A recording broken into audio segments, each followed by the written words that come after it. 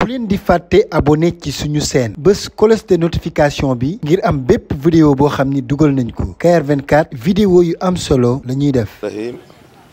أعوذ بالله من الشيطان الرجيم وإني أعيذها بك وذريتها من الشيطان الرجيم ربي أعوذ بك من الشياطين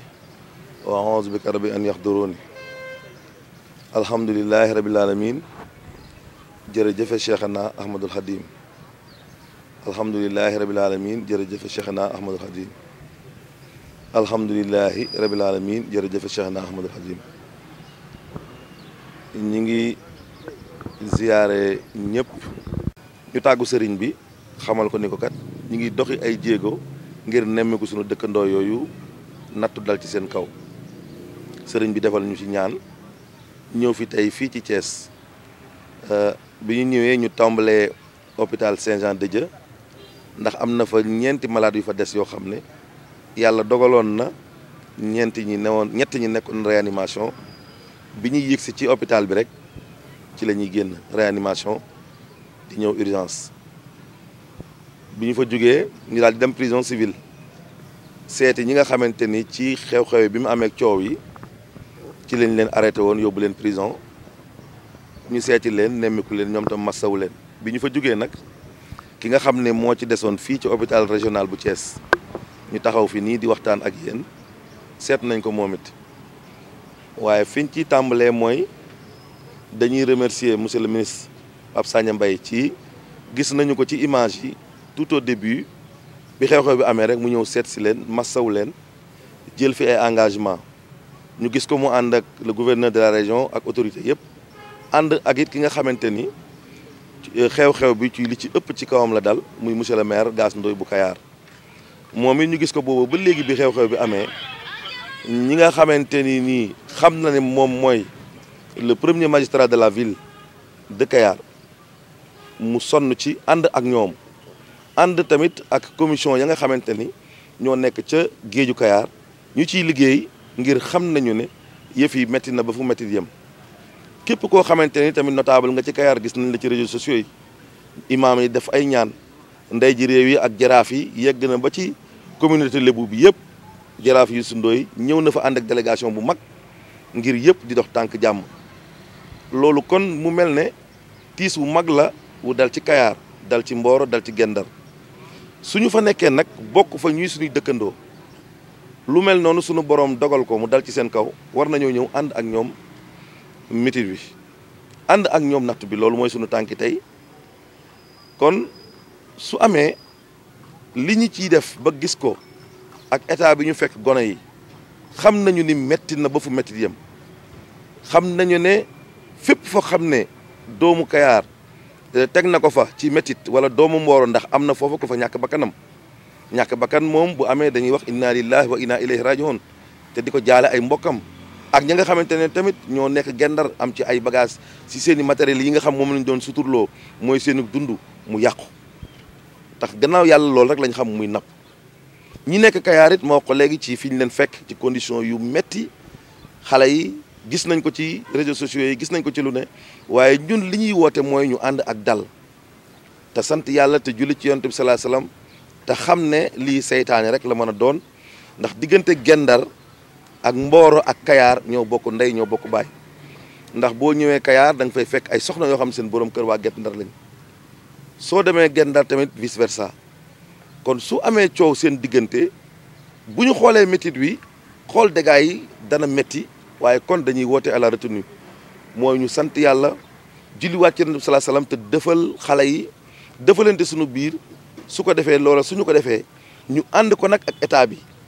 ñu wax ne ñi ngi woo notre ministre de tutelle nga xam ne wax naa ko sànq tout au début mi ngi ñëw di leen accompagner ànd ak ñoom métit wi ñuy woo aussi le ministre du développement communautaire ndax gis nañu le ministre Mansour Faye bu Saint-Louis démb wax na ne président de la République instruire na ministre bi ak ministre de la pêche ngir mu jàppale leen ngir ñu taxaw leen kon mel na ni ñooñu taxaw boobu ñu leen war a taxaw ak jàppale googu ñu leen war a jàppale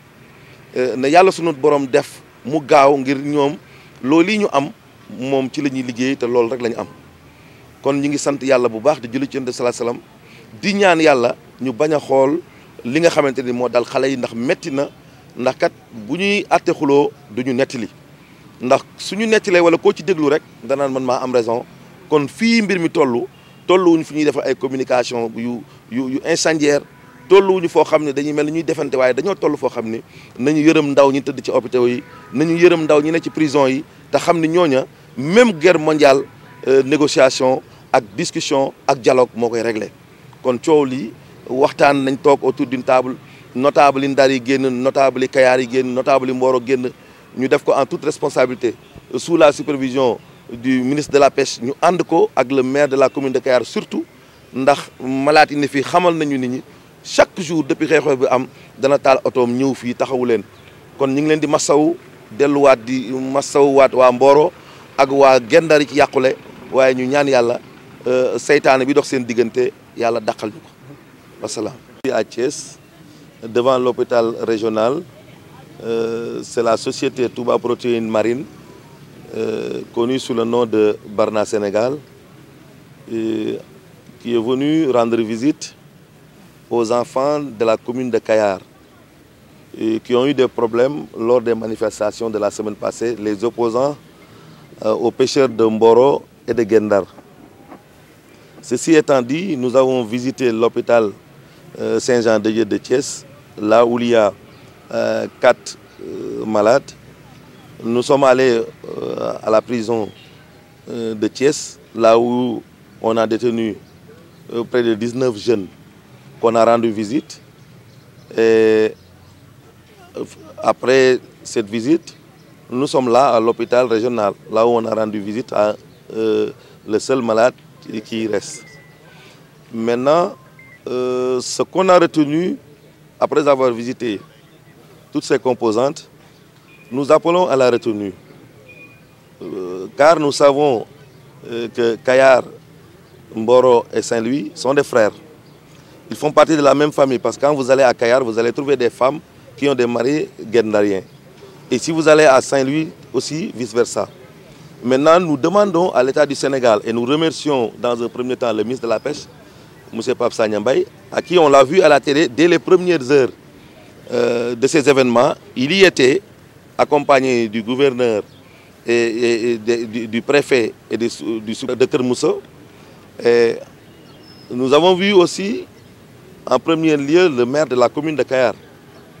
que nous remercions vivement, qu'on a vu depuis le début de l'événement, M. Alioune Ndoye Gass, qui n'a menacé aucun effort pour soutenir sa population, qui a accompagné les jeunes. Donc ceci, nous l'avons vu, et que c'est même les accompagnants des malades nous l'ont certifié.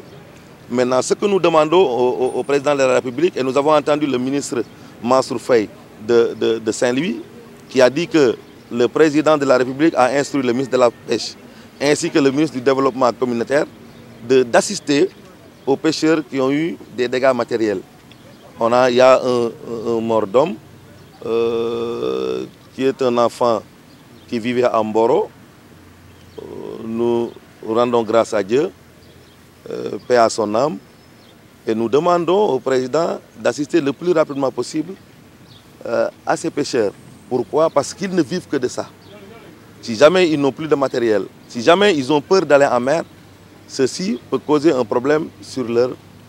bien-être.